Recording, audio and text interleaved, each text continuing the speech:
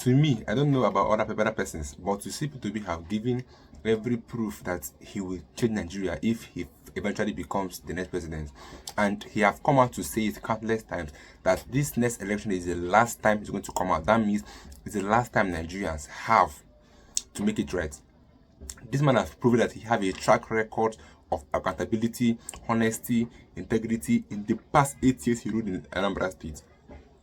And I've come out to say things he have done in the 8 years, even though some persons are coming out to say that he did nothing, that him and Tinubu would have been the same thing, comparing him, even though he had never won or become the president, but they are still comparing him with the president. That which makes no sense. So, but to me, I think P2B have proven beyond doubt that he will change Nigeria if eventually he becomes the next president. Take a listen at this particular video and hear what this man is saying, P2B is saying, and then tell me if this man cannot change Nigeria if he eventually wins. Take a listen, guys, and subscribe if you're new to my channel. Imagined I will ever get involved in politics. Oh, wow.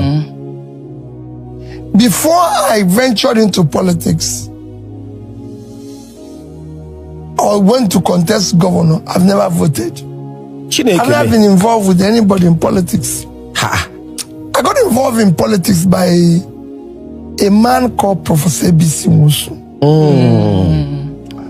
Professor A.B.C. Nwosu contested to be the governor of my state in 1998. He actually won the primary. Okay. And they did not allow him, all this mago. So he wasn't the governor. So he now moved on to become political advisor to Obasanjo. And eventually become the Minister of Health as well. So it was by 1999 we had a new governor in Anambra State. But by December 2000, a group of people have seen that governor is not doing well. This was about 18 months after. So they had gone to Professor A.B.C. Nwosu to say, get ready for 2003. Because this man is not doing the right thing. Professor A.B.C. Nwosu then said to them, I will not do that in 2003. I will be 60 years old. Anambra State is a very difficult state. It requires a young man between the age of 40, 45, who had made a success of his life and is very strong in character that can be able to deal with Anambra State. And the people gave him like a request that he needs them to give them 3 names. I didn't know this. This is a story I've told after. So I was then in the bank, doing well. I was, of course, as you know, I was the youngest chairman of a bank ever in Nigeria. Yes. So at my young age, I was the director of 2-3 banks. So there was no reason for me to get into politics, to get involved in politics. I had an office in London, had an office in Nigeria. So every Monday, Tuesday, Wednesday, I work in my office in London. Thursday, I work in my office in Nigeria. Thursday, Friday, Saturday. And Sunday, I go back to London every week. Wow. Every week. I had no reason. I didn't even know where people vote. I don't even want politicians to come around my office. Wow. So I had a good life. So A.B.C. Nwosu then invited me for a dinner in January 2001 or so. So I went to Abuja. I was very happy he invited me. So I went to Abuja because he would give me account of some federal account. So I went to Abuja, which we had dinner, everything. He still supported the bank where I was serving with some accounts, which was very good. But while I was doing that, I was actually being interviewed for a job unknown to me. So ABC, we had a long conversation about politics, about what people do, about what is this, even suggested names of people who should contest, and I'll support them. You know, so I finished doing that and I left. In April, that group went back to ABC in Wilson and said, okay, we want the 3 names. And he said to them, you want the 3 names? Yes. 1, Peter Obi. 2, Peter Obi. 3. Shut down, finally. Shut down. So the 9 came to my office in Lagos. He told me they were coming. They came to my office in Lagos and told me about this, that they want me to come and contest the governor of Anambra State.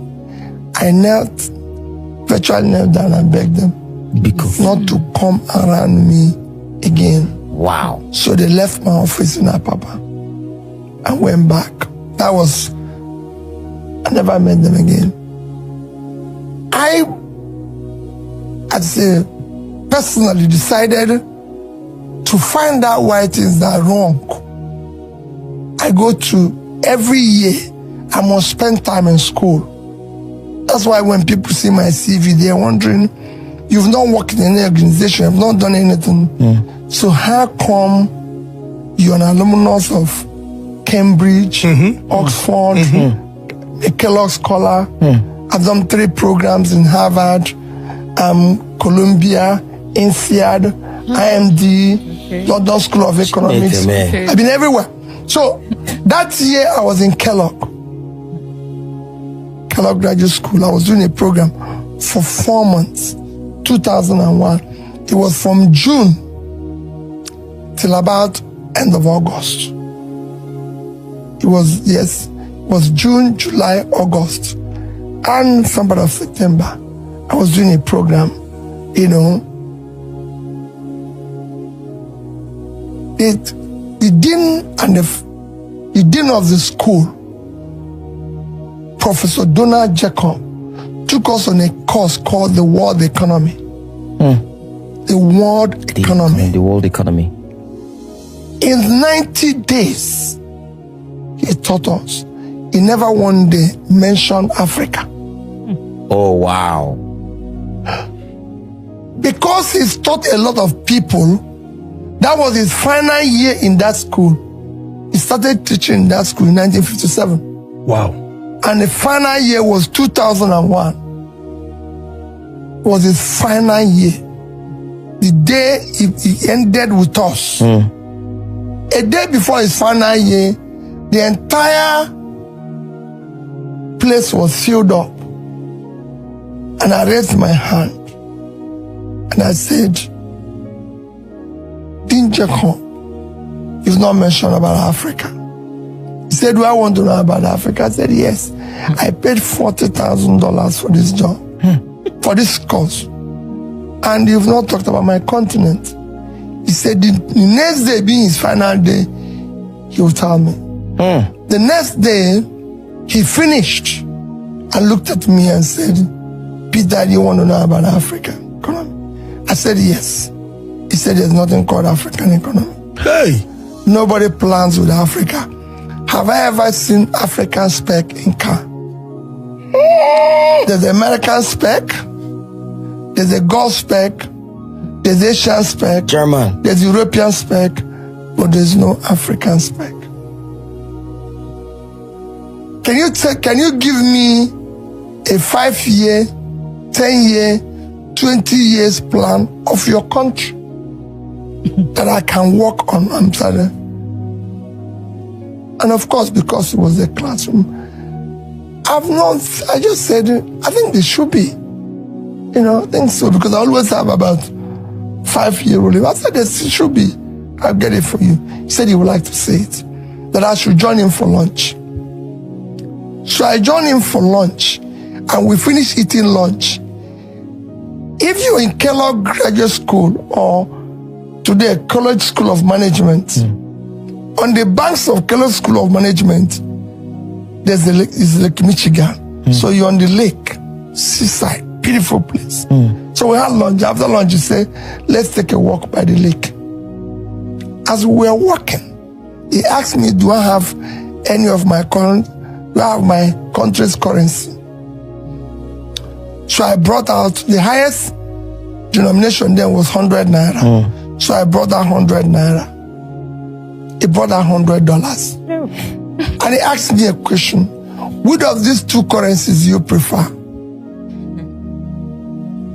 And I said the dollar. Because the dollar was then 100 naira to $1. So he said to me, you can keep the dollar. Because it was 10,000 naira. He said, keep it. I'll keep your currency. And we walked a little bit again. About a pole, he stopped and looked at me again. He said, I should bring out the dollar. I brought it out, and he asked me that question for the second time, and I answered exactly the same thing. And he said to me, let's sit down, because there was a bench, by the sea. Let's sit down and feel the sea. So we sat down, and he held me. He said, young man, I've taught economics for 50-something years. The only reason you prefer another country's currency to your currency is what drives economy. Faith, the amount of faith you have in your country. Faith is driven by hope. There's no hope. So that's why. Otherwise, there's nothing. No country is perfect. Yes. It is that I have hope, and then it drives your faith in your country. Chinese people keep their money in Chinese yuan. They don't want the dollar. Yes. Malaysians in Malaysian ringgit. Singaporeans in Singaporean dollar. There was no euro then. Germans in German marks. Italians in their Italian lira. British people in pounds. And it went round and round. Because they have faith in their country. They don't want another country's currency. But you prefer another country's currency because they have faith. We've watched you in this course because it's an interactive course. And you've been very, very positive. Can I ask you for a favor? And I said, yes, Dean Jacob. I went to visit him after when I was governor. He said to me, you have $1 million. I said, yes, of course. Do you have $5 million? I said, yes. Do you have $10 million? I said, yes. I have. He said, at that stage, you don't need money again. Because you have enough money to live for the rest of your life if you don't want. Forget about it. Yes, you're not worth $1 billion. Yes. But I can tell you, whatever they do with $1 billion, you're turning, because you're no longer going to look at the price of food. Yes. The basic things in life you have. The man with billion can come with private jet, and you come there paid in your plane and land there. You could stay in a suite in a hotel that is $3,000 a night. You stay in the same hotel for $200 a night and pay your bill, and everybody will have a good sleep. So at this stage, can I ask you for a favor again? I say yes. He said, go back to your country and participate in building public wealth. Public wealth enriches everybody. Individual wealth impoverishes everybody. Yes. Yeah. I'm a lecturer. I'm just about to retire. I drive a Mercedes 500. And I can tell you from my own investments, I have about $4-5 million. And what about that?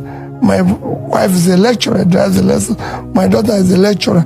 Do lecturers in your place live this type of life? I said, well, I don't really know how they live, but he said no, because there's no public wealth. I earn more money than governor of Illinois. Wow. At the state where he is. So I earn more money teaching here than he can make as the governor.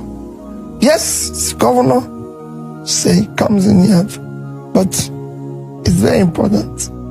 So thank you. You go back, but you belong to where what you're doing now is not where you belong.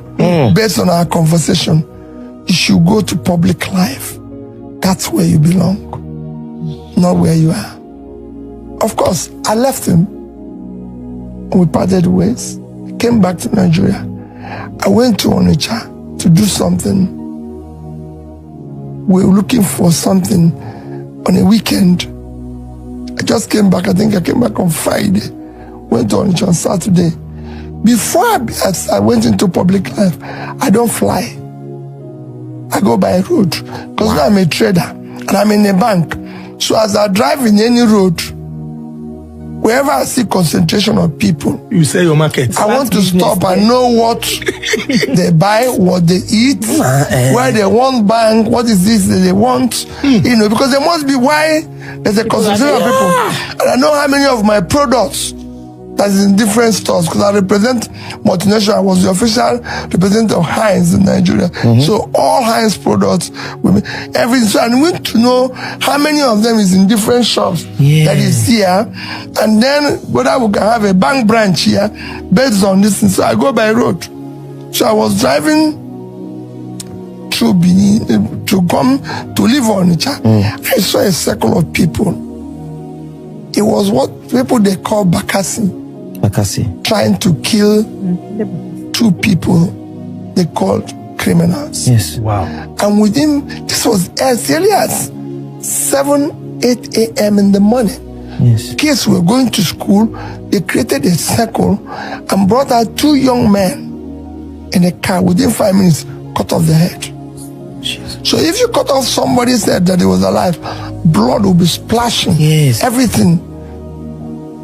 My driver could not drive again. Wow. I drove my car from Onitsha to Lagos. And I came back to Lagos and said to my wife, I'm going back to my Anambra state to go and contest election to be governor of the state. Before then, I've never voted. That's how, of course, you could imagine what has happened to my wife, my family. That's how I packed my suitcase. In December 2001, went back to my village where I don't have a house, I don't have anything except my mother built. We were about 6 boys, we were 7 actually, but we were 6 because of the Reverend Father removed, so he built 6 flats. So all of us had a 2-bedroom and a parlor. So I went back there. You know, went back there. There's, of course, that's where I still live to today. Yeah, that's Why? to today. You know, I enjoy it because one, I live like every other person. If you go there, there's no fan, there's no air conditioner. I live in it because that's how everybody lives, and it's interesting because see, so if I'm in Lagos, I can live differently, but there I have to live like them, and I'm happy with them, and they're happy with me. They might disagree with me in certain things, but that's it. So I went back there and I lived there for 2 years campaigning. Not going to do anything, campaigning. Everybody say, this man is, he was with me. Everybody say, this man is mad. Where is he from? What is he trying to do? This thing they're saying he has no structure last year.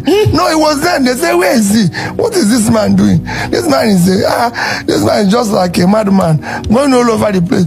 I visited every single community.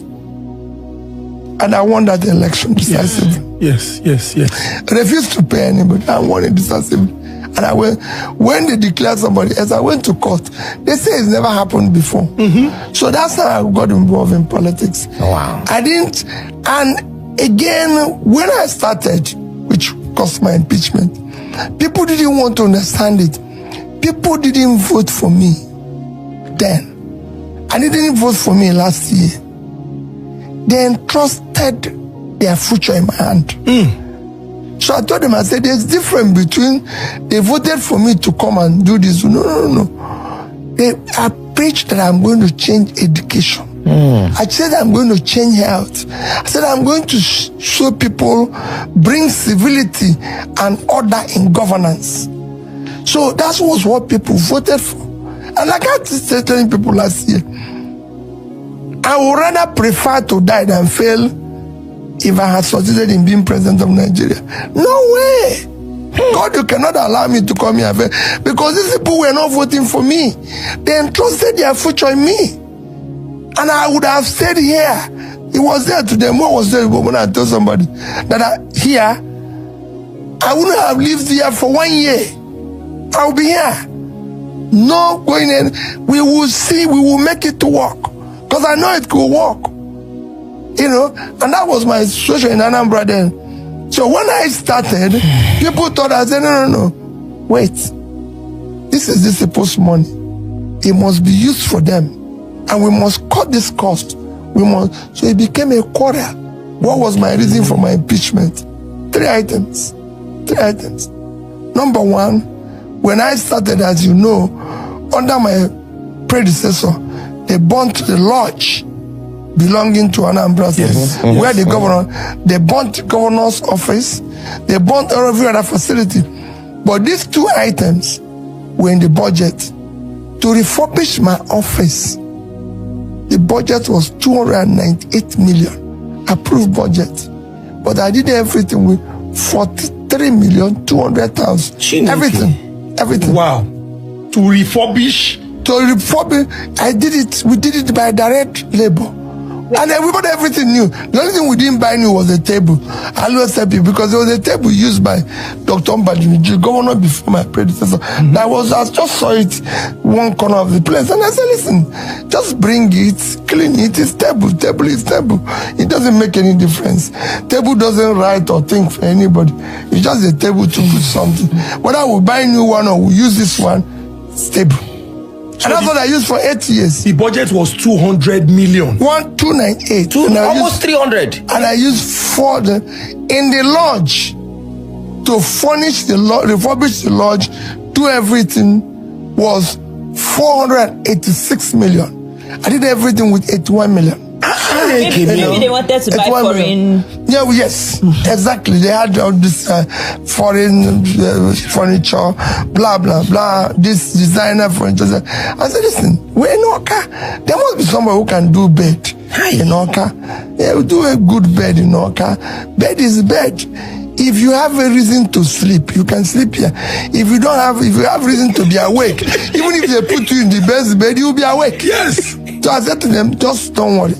And we brought somebody who did the bed. And they said, leather furniture. I said, listen, what are you talking about leather furniture?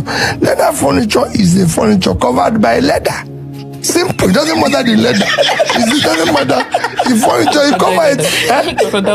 It doesn't matter what leather. What is leather? Is leather furniture. How they cover it. This is this. And that was it. So it became a sort of quarrel. Number 3 items we saving money. Because from day one I said, whatever we get today from oil, whatever we get from anything, we must save for the future. Nobody finishes it. I, as a human being to date, have not finished everything I earn. Whatever I earn, there's things I keep for future generation. Even when people tell me, even if my children don't listen to me, even if they quarrel with me, I must leave something for them. Must. Because I'm not meant to finish everything. And that's me.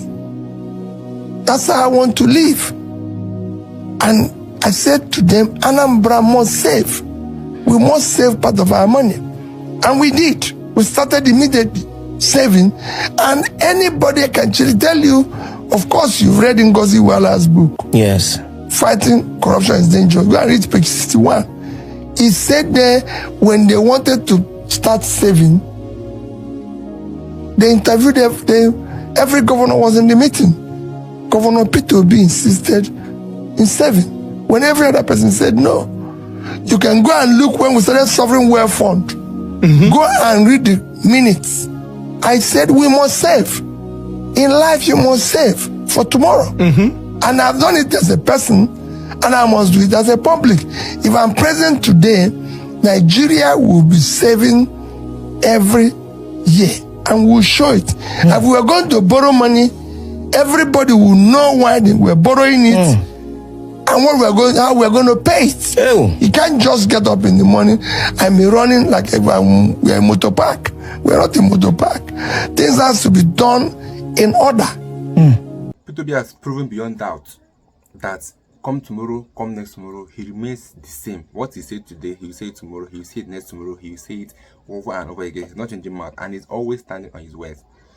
He'll tell you, go and check the records. The records are straight and the records are there.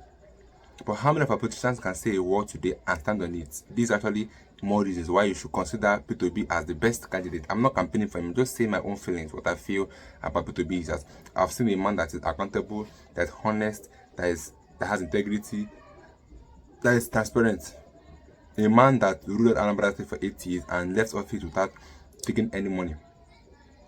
P2B left a lot of money in Anambra State. I mean a lot. I mean a lot of money was left in Anambra State when P2B left office. How many of our governors have done that? Bello have been convicted by EFCC that he stole billions of naira. Other governors have left office with billions of naira, but P2B left his own in the bank for the next governor to come out and do the work. And the next governor came, used the money to build airports, which make Anambra State as it is right now. So if we can have more of people like P2B, people that are transparent, honest, and people that understand politics, and not just that politics is a matter of stealing or taking money, but it's a matter of service. If they can learn that, then Nigeria will be a far more better place than any other country, because we have the resources, we have the raw materials, we have the good weathers. We are not expressing earthquake, we are not expressing tsunami, we are not expressing any disaster. So that's what the only disaster we have in Nigeria is bad government, which people have said countless times. If only we can have leaders that are close to what P2B represent, then we can talk about a good Nigeria. But before that, air your views in the comment section if you're new to my channel, and like my videos. I'll see you guys in my next video, guys.